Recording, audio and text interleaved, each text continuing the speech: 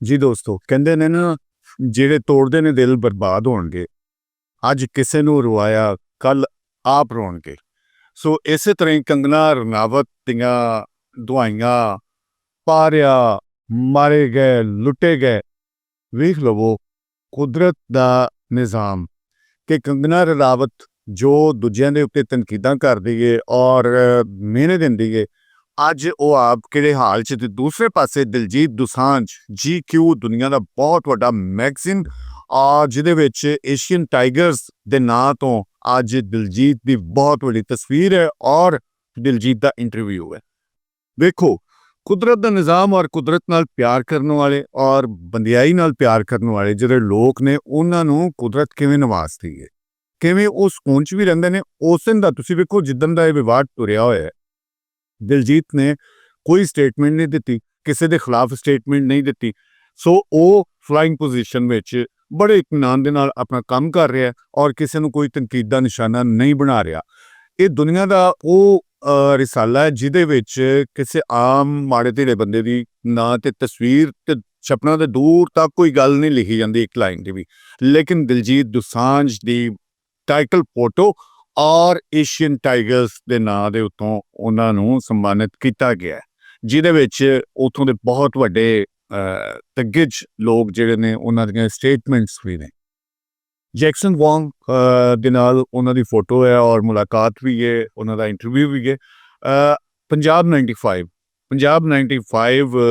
ਦੇ ਮਾਮਲੇ ਵਿੱਚ ਵੀ ਗੱਲ ਚੁੱਕੀ ਜਾ ਰਹੀ ਹੈ ਕਿ ਕੋਰਟ ਇਹਨੂੰ ਦੇ ਦੇਗੀ ਇਜਾਜ਼ਤ। ਦੂਸਰੇ ਪਾਸੇ ਕੋਰਟ ਦੀ ਬੜੀ ਅਹਿਮ ਸਟੇਟਮੈਂਟ ਹੈ।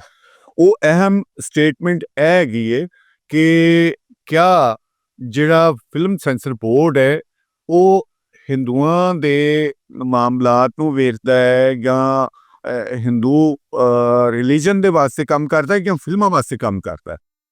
ਇਹ ਬੜੀ ਵੱਡੀ ਗੱਲ ਹੈ ਕੋਰਟ ਦੀ ਸਟੇਟਮੈਂਟ ਦੀ। ਲੇਕਿਨ ਹਨੀ ਨੇ ਇਸ ਗੱਲ ਦਾ ਇਜ਼ਹਾਰ ਕੀਤਾ ਹੈ ਕਿ ਅਗਰ ਇੰਨੇ ਕਸ਼ਟ ਦੇ ਨਾਲ ਫਿਲਮ ਨੂੰ ਤੁਸੀਂ ਰਿਲੀਜ਼ ਕਰਨਾ ਹੈ ਜਾਂ ਸੈਂਸਰ ਬੋਰਡ ਨੇ ਸਰਟੀਫਿਕੇਟ ਦੇਣਾ ਤੇ ਉਹ ਕਹਿੰਦਾ ਹੈ ਕਿ ਮੈਨੂੰ ਕਾਬਿਲ ਕਬੂਲ ਨਹੀਂ, ਉਹਦੇ 'ਚ ਫਿਰ ਮੇਰਾ ਨਾਂ ਨਹੀਂ ਆਉਣਾ ਚਾਹੀਦਾ। ਉਹ ਫਿਲਮ ਰਿਲੀਜ਼ ਕਰ ਰਿਹਾ ਸਿਰਫ ਇੰਡੀਅਨ ਫਿਲਮ ਸੈਂਸਰ ਬੋਰਡ ਔਰ ਉਹਦਾ ਹੀ ਨਾਂ ਆਏਗਾ। ਉਹ ਕਹਿ ਰਹੇ ਨੇ ਕਿ ਮੇਰਾ ਔਰ ਦਿਲਜੀਤ ਦੋਸਾਂਝ ਦਾ ਦੋਵਾਂ ਦਾ ਨਾਂ ਨਹੀਂ ਆਏਗਾ, ਜਦ ਕਿ ਉਹਨਾਂ ਨੇ ਇੱਕ ਪੋਸਟਰ ਵੀ ਦਿਲਜੀਤ ਦੋਸਾਂਝ ਦਾ ਰਿਲੀਜ਼ ਕਰ ਦਿੱਤਾ ਹੈ, ਨਵਾਂ ਪੋਸਟਰ, ਜਿੱਥੋਂ ਪਤਾ ਲੱਗ ਰਿਹਾ ਹੈ ਕਿ ਸ਼ਾਇਦ ਉਹ ਇਸ ਫਿਲਮ ਨੂੰ ਰਿਲੀਜ਼ ਕਰ ਦੇਣ। ਲੇਕਿਨ ਉਹ ਕਿਸੇ ਕੰਮ ਦੀ ਨਹੀਂ ਨਾ। ਉਹਦੇ ਵਿੱਚ ਤੁਸੀਂ ਦੇਖੋ ਨਾ, ਜਿਹੜੇ ਕੱਟਸ ਲਵਾਏ ਗਏ ਨੇ ਉਹਦੇ ਵਿੱਚ ਤੇ ਫਿਲਮ ਦੇ ਪੱਲੇ ਹੀ ਕੁਛ ਨਹੀਂ ਰਹਿੰਦਾ।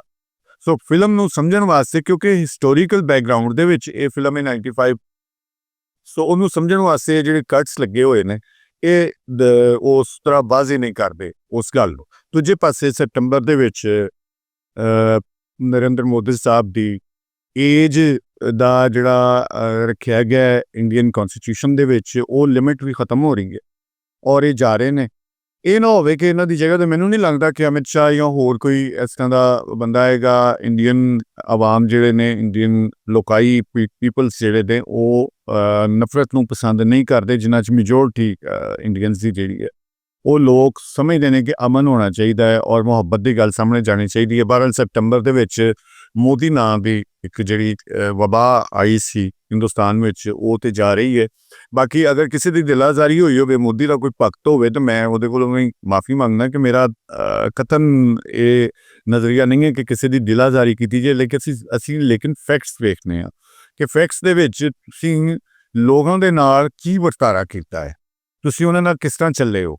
ਹੁਣ ਅਸੀਂ ਫੇਰ ਆਉਂਦੇ ਹਾਂ ਕੰਗਨਾ ਰਣਾਵਤ, ਜਿਹਦੇ ਤੇ ਚੀਖ ਉੱਠੀ ਔਰ ਦੁਹਾਈ ਪਾ ਦਿੱਤੀ। ਉਹ ਕੀ ਸੀ? ਮੁਹਾਲੀ ਵਿੱਚ ਜਿਹੜਾ ਇਹਨਾਂ ਦਾ ਘਰ ਹੈ, 94 kV ਉਹਦੇ 'ਚ ਇਸਤੇਮਾਲ ਹੋ ਰਹੀ ਹੈ ਬਿਜਲੀ, ਜਿਹੜਾ ਕਿ ਪਿਛਲੇ 4 ਮਹੀਨੇ ਤੋਂ ਉਹਨਾਂ ਨੇ ਬਿੱਲ ਨਹੀਂ ਦਿੱਤਾ ਔਰ ਇਹਨਾਂ ਨੂੰ 93,000 ਕੁਛ ਬਿੱਲ ਆਇਆ, ਜਿਹਦੇ ਤੇ ਇਹਨਾਂ ਨੇ ਰੌਲਾ ਪਾ ਦਿੱਤਾ ਕਿ ਮੇਰੇ ਤੇ ਬੰਦ ਘਰ ਦਾ 1 ਲੱਖ ਰੁਪਈਆ ਬਿੱਲ ਆ ਗਿਆ। ਜਿਹਦੇ ਤੇ ਇਲੈਕਟ੍ਰਿਸਿਟੀ ਕੰਪਨੀ ਨੇ ਇੱਕ ਸਟੇਟਮੈਂਟ ਦਿੱਤੀ ਕਿ ਬੀਬੀ ਇਹ ਰੌਲਾ ਨਾ ਪਾ, ਤੇਰੇ 94 kV ਤੇਰੇ ਘਰ ਵਿੱਚ ਚੱਲ ਰਿਹਾ ਔਰ ਇਹ ਬਿੱਲ 1 ਮਹੀਨੇ ਦਾ ਨਹੀਂ ਹੈਗਾ। ਲਾਸਟ ਮੰਥ ਜਦੋਂ ਗਰਮੀਆਂ ਦੇ ਵਿੱਚ ਤੁਸੀਂ ਇੰਨਾ ਜ਼ਿਆਦਾ ਯੂਜ਼ ਕੀਤਾ ਤੇ ਉਹਦਾ 53,000 ਹੋਵੇ ਤੇ ਬਕਾਇਆ ਪਿਛਲਾ ਤੇ ਟੋਟਲ 93,000 ਦਾ ਤੁਹਾਨੂੰ ਬਿੱਲ ਭੇਜਿਆ, ਜਿਹੜਾ ਦੇਣਾ ਪੈਣਾ। ਜਿਹਦੇ ਤੇ ਉਹਨੇ ਰੌਲਾ ਪਾਇਆ ਕਿ ਇੰਡੀਅਨ ਗਵਰਨਮੈਂਟ ਉਹਨਾਂ ਨੂੰ ਫੰਡਸ ਨਹੀਂ ਅਲਾਓ ਕਰ ਰਹੀ, ਜਿਹਦੇ ਨਾਲ ਉਹ ਸੈਲਾਬ ਦੇ ਲੋਕ ਜਿਹੜੇ ਹੜ੍ਹ ਆਇਆ ਉੱਥੇ ਔਰ ਉਹਦਾ ਨੁਕਸਾਨ ਹੋਇਆ, ਲੋਕਾਂ ਦੀ ਕੋਈ ਹੈਲਪ ਕਰ ਸਕੇ। ਲਿਹਾਜ਼ਾ ਇੰਨਾ ਪੈਸਾ, ਇੰਨਾ ਐਟੀਟਿਊਡ ਵਿਖਾਉਣ ਵਾਲੀ ਕੰਗਨਾ ਰਣਾਵਤ ਨੇ ਇਸ ਵੇਲੇ ਸਿਰ 'ਤੇ ਰੱਖੀਆਂ ਹੋਈਆਂ ਨੇ ਬਾਹਾਂ ਔਰ ਉਹਨੂੰ ਪਿਆ ਹੋਇਆ ਵਕਤ ਕਿ ਮੇਰੇ ਨਾਲ ਬਣ ਕੇ ਗਿਆ ਤੇ ਮੇਰੇ ਕੋਲ ਤੇ ਕੋਈ ਫੰਡਸ ਵੀ ਨਹੀਂ ਹੈਗੀ, ਮੈਂ ਮਾਰੀ ਗਈ, ਮੈਂ ਲੁੱਟੀ ਗਈ, ਮੈਂ ਤੇ ਲੋਕਾਂ ਦੀ ਹੈਲਪ ਵੀ ਨਹੀਂ ਕਰ ਸਕਦੀ, ਮੈਨੂੰ ਤੇ 1 ਲੱਖ ਰੁਪਏ ਦਾ ਬਿੱਲ ਆ ਗਿਆ, ਜਦੋਂ ਕਿ ਕਰੋੜਾਂ ਰੁਪਏ ਫਿਲਮ ਦੇ ਵਿੱਚੋਂ ਆਪਣੀ ਫੀਸ ਜਾਂ ਆਪਣੀ ਜਿਹੜੀ ਡਿਮਾਂਡ ਹੈ ਉਹ ਲੈਣ ਵਾਲੀ ਅੱਜ ਸਿਰਫ 1 ਲੱਖ, ਜਦੋਂ ਕਿ ਇਹਨਾਂ ਲੋਕਾਂ ਦੇ ਇੱਕ ਦਿਨ ਦਾ ਖਰਚਾ ਲੱਖਾਂ ਦੇ ਹਿਸਾਬ ਨਾਲ ਹੈ। ਸੋ ਅੱਜ ਉਹਨੂੰ ਬਿਜਲੀ ਦਾ ਬਿੱਲ ਦੇਣਾ ਪਿਆ ਤੇ ਉਹਦੀ ਕੂਕ ਪੁਕਾਰ ਸੁਣੀ ਜਾ ਰਹੀ ਹੈ। ਲਿਹਾਜ਼ਾ ਇਹੀ ਕਹਿੰਦੇ ਨੇ ਕਿ ਤੁਸੀਂ ਮੁਹੱਬਤ ਕਰੋ, ਮੁਹੱਬਤ ਵੰਡੋ ਔਰ ਦੂਸਰਿਆਂ ਦੇ ਬਾਰੇ ਸੋਚ ਸਮਝ ਕੇ ਬੋਲੋ। ਸ਼ੀਸ਼ੇ ਦੇ ਘਰ ਵਿੱਚ ਬਹਿ ਕੇ ਕਿਸੇ ਤੇ ਪੱਥਰ ਨਹੀਂ ਚੁੱਕਣਾ ਚਾਹੀਦਾ ਜਾਂ ਕਿਸੇ ਨੂੰ ਪੱਥਰ ਨਹੀਂ ਮਾਰਨਾ ਚਾਹੀਦਾ। ਸੋ ਦਿਲਜੀਤ ਇੱਕ ਪਾਸੇ ਔਰ ਇੱਕ ਪਾਸੇ ਕੰਗਨਾ ਰਣਾਵਤ, ਦੋਵਾਂ ਦਾ ਤੁਸੀਂ ਜਦੋਂ ਵੇਖਦੇ ਹੋ ਕੰਪੈਰੀਜ਼ਨ ਆਉਂਦਾ ਹੈ, ਉਹਨਾਂ ਨੂੰ ਅਸੀਂ ਮੁਆਜ਼ਨਾ ਕਰਨੇ ਆ ਤੇ ਗੱਲ ਕਿੱਥੇ ਖਲੋਤੀ ਹੈ। ਬਸ ਅੱਜ ਦੱਸਣਾ ਸਿਰਫ ਇੰਨਾ ਸੀ ਇੱਕ ਛੋਟੀ ਜਿਹੀ ਗੱਲਬਾਤ ਦੇ ਵਿੱਚ ਕਿ ਕੰਗਨਾ ਸਿਰਫ 1 ਲੱਖ ਦਾ ਕਰਕੇ ਉਹਨੇ ਪ੍ਰੈਸ ਕਾਨਫਰੰਸ ਕਰ ਲਈ ਹੈ ਕਿ ਮੇਰੇ ਨਾਲ ਬਹੁਤ ਜ਼ਿਆਦਤੀ ਹੋ ਰਹੀ ਹੈ ਔਰ ਮੈਨੂੰ 1 ਲੱਖ ਰੁਪਈਆ ਦੇਣਾ ਪੈ ਰਿਹਾ, ਜਦੋਂ ਕਿ ਇਲੈਕਟ੍ਰਿਸਿਟੀ ਵਾਲਿਆਂ ਦਾ ਬਿਆਨ ਔਰ ਉਹਨਾਂ ਦੀ ਸਟੇਟਮੈਂਟ ਵੀ ਸਾਹਮਣੇ ਆ ਗਈ ਹੈ। ਜਿਉਂਦੇ ਵਾਸਤੇ ਰਹੋ, ਸਲਾਮਤ ਰਹੋ।